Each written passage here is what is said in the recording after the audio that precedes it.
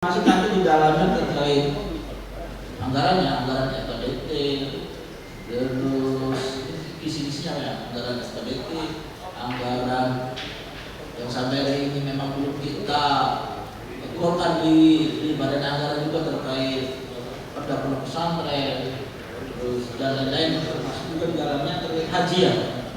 Berdasarkan lingkup hukum dan pakemnya, karena tentunya juga berbeda komisi. Ya, siap izin. Terima kasih atas kesempatannya. Pertama barangkali anggarannya adalah cukup besar. Ini tercapai 20,9 miliar, yaitu mencapai 7,6 miliar, sekitar 30,45%. Cukup panjang, Pak. Ini ada 3 sub naikkan nilai rupiahnya. Subuhan kemarin Satu yang sedikit Pak, juta ada. Kalau nanti dinampak kelasnya misalnya kita kalau tidak ada regulasi yang tetap kan. Nah, kelas 1 ini kita fokus di kalau bahasa pendidikan formal macalistum. Kalau itu berarti baca tulis ya ikro lah, ikro. Nah, itu kira-kira fokus di situ. Naik kelas dari kelas 1 ke kelas 2 itu kira-kira sudah tuntas. Baca UN-nya, kira-kira itu catatannya.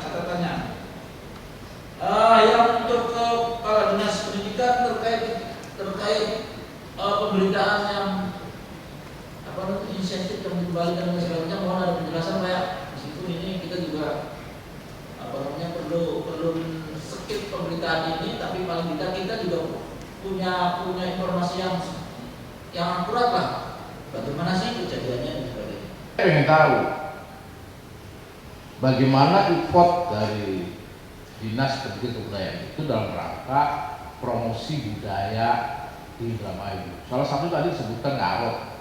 Kita berbangga bahwa Ngarot sudah dapat penghargaan dan sebagainya. Tapi sejauh mana Dinas Pendidikan dan Kebudayaan itu dalam rangka mensupport untuk promosi budaya Ngarot itu agar juga bisa lebih dikenal oleh publik, tidak hanya Indramayu, nasional. Dan perlindungan itu kan dapat, ya kan dapat itu artinya bisa iya bisa tidak kan gitu. Jadi mohon penjelasannya berkaitan dengan biaya transportasi ini, karena kita embarkasinya sudah ada di Indramayu, debarkasinya ada di Indramayu.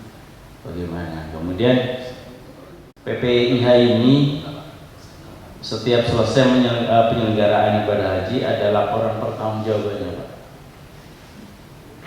Ini amanat dari kita, harus ada pertanggungjawabannya. Mudah-mudahan saja embarkasi ini bisa dirawat, dijaga, dan bisa dimanfaatkan dengan baik. Walaupun tadi sudah saya dengarkan ada beberapa kekurangan atau kendala, terutama pada air, Pak. Pada air. Mudah-mudahan saja ke depan ini ya melalui anggaran perubahan bisa dianggarkan. Karena embarkasi ini bukan saja untuk melayani orang-orang Indramayu atau calon haji Indramayu, tapi di luar Kabupaten Indramayu juga pada datang ke situ. Ada di beberapa daerah. Dan ketika mengajukan dana bos, banyak banget itu. Nah, perlu dikaji itu. Jangan sampai kita dibohongi oleh sekolah-sekolah yang seperti ya mati enggak, hidup enggak gitu. Jadi sekolah ini ya sekolah yang tidak aktif. Apa yang disampaikan betul itu. Jadi dana bos yang diberikan itu harus benar-benar update apa dengan dapodik, apa benar atau tidak di lapangan. Sarana prasarana komputernya masih belum ada. Saya pikir-pikir waktu jadi kepala sekolah kan banyak komputernya, jadi enak. Ketika di sekolah itu untuk asesmen pendidikannya kan bagaimana gitu. Tapi Pak Kadistik sudah ngomong tadi, salah satu caranya adalah merger. Itu benar sekali kan, bagus merger itu. Di samping untuk mengurai kekurangan guru PNS, merger itu solusinya. 2025 ini diletakkan, tapi minimal ada informasi yang kita harus tahu. Berapa kota ya, yang akan diberangkatkan Haji Indramayu di tahun 2020. Nah, mungkin ini sebetulnya sudah sampai, tapi maaf saya dapat menginfo. Belajar dari Haji 2024 kemarin,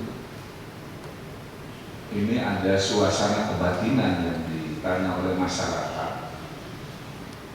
Kebatinan apa yang dimaksud? Apakah kebijakan 2024 bisa dilakukan juga di 2025 manakala Pak kita antrinya bisa hampir 10 tahun itu mendaftar U5K. Saya bukan tidak tahu isu ini berkembang karena kebijakan tentunya.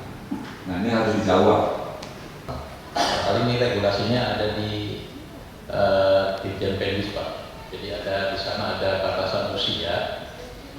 Untuk TTQ itu adalah pra daripada MDT. Kemudian ada regulasi baru yang sampai hari ini itu nanti akan digulirkan oleh Dirjen Pendis